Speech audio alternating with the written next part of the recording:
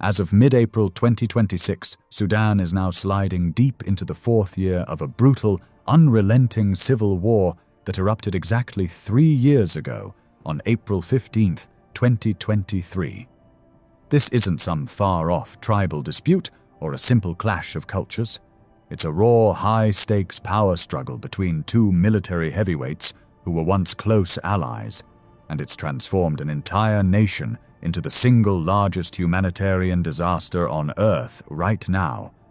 To give you a sense of scale, we're talking about roughly 34 million people, about 2/3 of Sudan's entire population, who are now desperate for the most basic things in life: food, clean water, medicine, and safe shelter. Over 14 million Sudanese have been forced to flee their homes, creating the world's biggest displacement crisis anywhere on the planet today. Entire cities have been emptied. Families are living under trees or in makeshift camps with nothing but the clothes on their backs. Famine has already taken hold in several regions. Disease is tearing through what remains of the hospitals, and drone strikes and artillery fire are killing civilians almost every single week. There is no end in sight, and much of the international community has, sadly, turned its eyes away while this unfolds. But let's not stop at the headlines. Let's walk through exactly how we got here, what the battlefield looks like on the ground today, who is pulling the strings from outside Sudan's borders, and what this all means for the millions of ordinary people caught in the middle. Sudan's deepest problems didn't begin in 2023. They have been building for generations, rooted in fault lines that run through the country's very identity. When Sudan gained independence in 1956, it emerged from decades of joint British-Egyptian colonial rule known as the Anglo-Egyptian Condominium.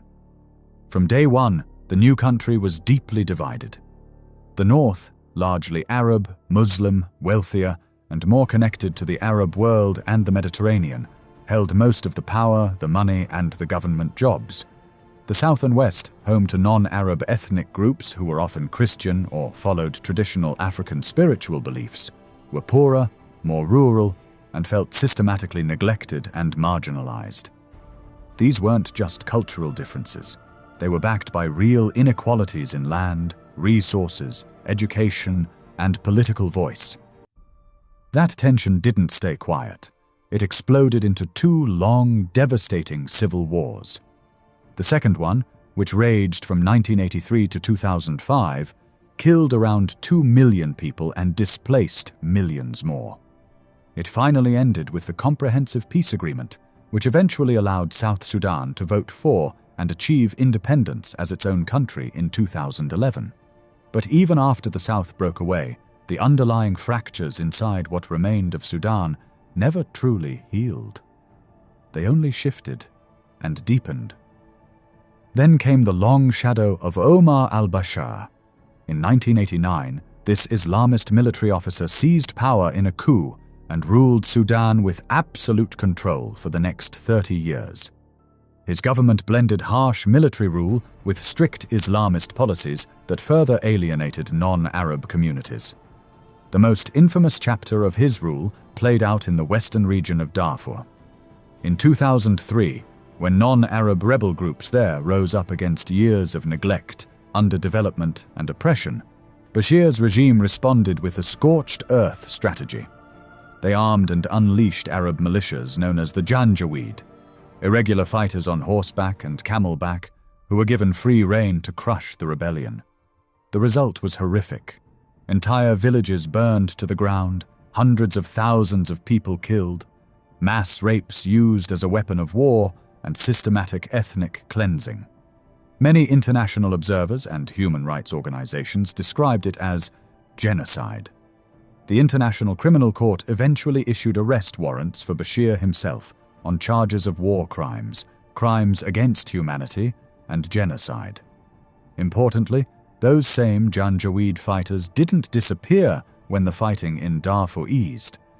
Over time, they were reorganized, modernized, and rebranded into the Rapid Support Forces, the powerful paramilitary group that is now one of the 2 main armies tearing the country apart today. By the late 2010s, ordinary Sudanese citizens had simply had enough. In late 2018 and early 2019, something remarkable happened. Massive, peaceful street protests erupted across the country. These weren't led by politicians or warlords. They were driven mostly by young people, women, and ordinary workers who took to the streets chanting for bread, freedom, and justice. They demanded an end to dictatorship, rising prices, and corruption. After months of unrelenting pressure, the military finally stepped in and ousted Bashir in April 2019. For a brief, hopeful moment, it looked like real democratic change might be possible. A transitional government was formed that mixed civilian leaders with military figures, and there were plans for eventual elections. But the military never fully relinquished its grip on power. Then, in October 2021, the mask came off completely. The two most powerful generals in the country, General Abdel Fattah al-Burhan, head of the Sudanese Armed Forces, the regular national army, often called the SAF, and General Mohammed Hamdan Dagalo, widely known as Hemedti, commander of the Rapid Support Forces, joined forces in yet another coup. They dissolved the civilian-led transition and took full control. On paper, they were partners, but in reality, the partnership was always fragile and poisoned by deep mistrust. They argued bitterly over who would ultimately run the country, over how and when the RSF would be folded into the regular army, and, most critically, over control of Sudan's vast natural resources, especially gold mines that generated enormous wealth. Those simmering tensions finally boiled over on April 15, 2023, when open fighting broke out in the capital, Khartoum. What began as a duel between two rival generals rapidly spiraled into a full-scale national war that has since engulfed every corner of Sudan. Fast forward to right now, in mid-April 2026. The battlefield is starkly divided, and the balance of power has shifted in important ways over the past year. The Sudanese armed forces, still led by Burhan, continue to control the official government and have their main operational base in Port Sudan along the Red Sea coast. In the last 12 to 18 months, the SAF has fought back hard and regained significant territory. Most of Khartoum, including key districts they had lost in the early months of the war, large parts of central and eastern Sudan, and substantial stretches of the Kordofan region. Meanwhile, the Rapid Support Forces, commanded by Hemedti, remain dominant across the west. They control almost all of Darfur, huge portions of Kordofan, and parts of south-central Sudan.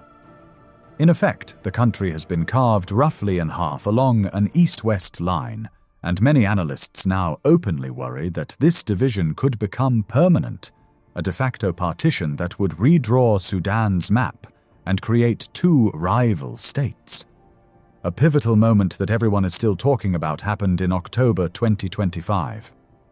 After a long and merciless siege, the RSF finally overran El Fasher, the last major city in North Darfur that was still held by the Sudanese armed forces. The fall of El Fasher came in just a matter of days, but the human cost was staggering. Thousands of civilians were killed in the fighting and its immediate aftermath. Eyewitness reports and investigations describe scenes of mass killings, widespread sexual violence, and deliberate ethnic targeting aimed at non-Arab communities, particularly the Mazalit people. The patterns were chillingly familiar, echoes of the worst atrocities from the earlier Darfur conflict 2 decades ago. The United Nations and major human rights organizations have publicly warned that some of these actions carry the hallmarks of genocide. It is important to be clear, both sides have committed serious war crimes during this conflict. The SAF has carried out indiscriminate airstrikes and artillery barrages that have hit civilian areas, hospitals, and even wedding celebrations. The RSF has been accused of blocking humanitarian aid, looting, and committing mass atrocities in the areas it controls. But the scale and systematic nature of the violence reported in RSF-held parts of Darfur have drawn particular international alarm. On the ground, the fighting remains relentless and merciless.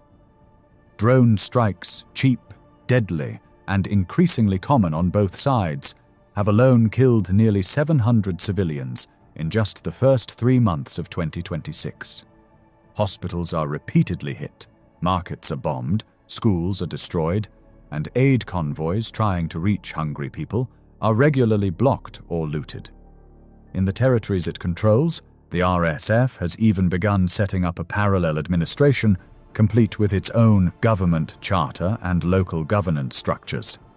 The SAF, meanwhile, runs its side of the country from Port Sudan, issuing decrees and trying to maintain the appearance of a functioning state.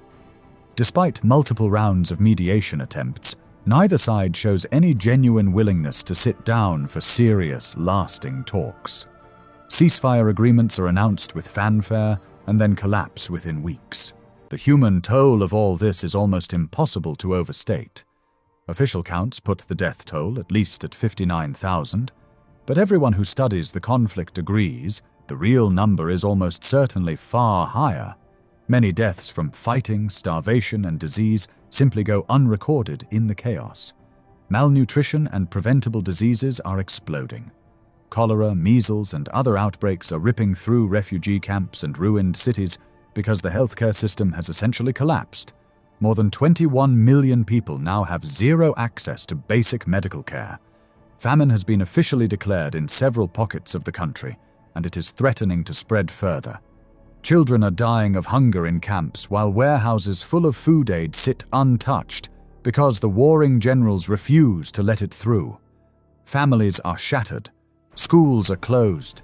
Entire generations are growing up knowing nothing but war, displacement, and survival.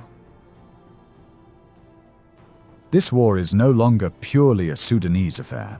Foreign powers have their hands deep in the conflict, pouring in weapons, money, and political support that keep the fighting alive. The Rapid Support Forces receive significant financial and military backing through complex networks linked to the United Arab Emirates, much of it reportedly tied to gold smuggling out of RSF-controlled mines in Darfur. Sudan has gone so far as to file a case against the UAE at the International Court of Justice, accusing it of arming the RSF and being complicit in genocide. The UAE strongly denies these claims and insists its involvement is limited to humanitarian assistance. On the other side, Egypt has thrown its weight firmly behind the Sudanese armed forces.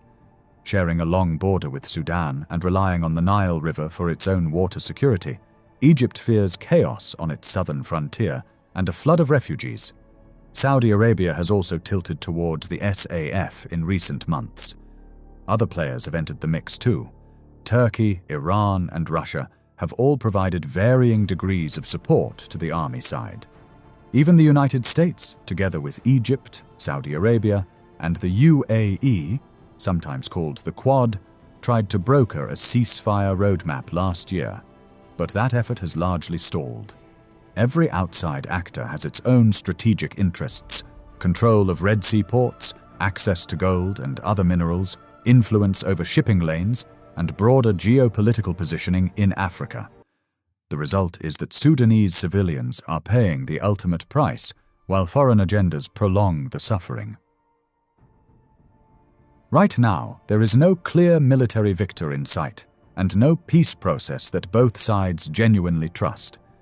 A major ministerial-level meeting recently took place in Berlin, where diplomats talked about trying to bring all the different mediation tracks under one umbrella, but the two generals continue to fight on the ground.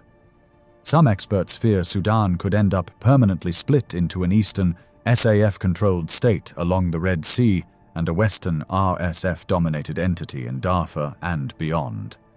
Others still hold out hope that sustained, coordinated international pressure, especially if the Quad, the African Union, and regional powers can finally align, might force the two sides back to the table.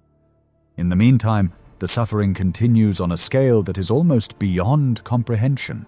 Millions of Sudanese are now refugees in neighboring countries, Chad, Egypt, South Sudan, or are internally displaced, hiding in their own shattered homeland. Families have been torn apart, children have lost years of education, the economy is in ruins, And yet Sudan sits on enormous potential. It has oil reserves, some of the richest gold deposits in Africa, vast stretches of fertile agricultural land, and a strategically vital coastline on the Red Sea. All of that wealth is currently being turned into fuel for the war machine instead of building a better future.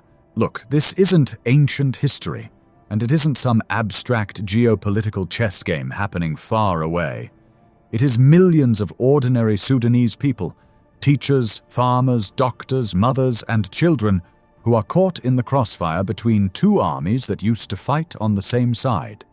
The war that started as a personal and political duel between Burhan and Hemedti has become a national catastrophe that is tearing Sudan apart and sending dangerous shockwaves across the Horn of Africa and beyond.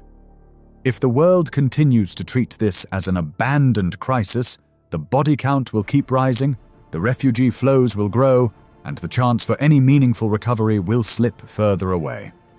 The only realistic path out is a genuine, enforceable ceasefire, real accountability for the war crimes and atrocities committed by all sides, and a political agreement that doesn't just hand power back to the men with guns, but actually includes Sudanese civilians, civil society, and the voices of the people who have suffered the most.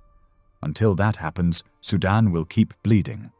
And the longer the world looks away, the higher the price ordinary Sudanese will have to pay.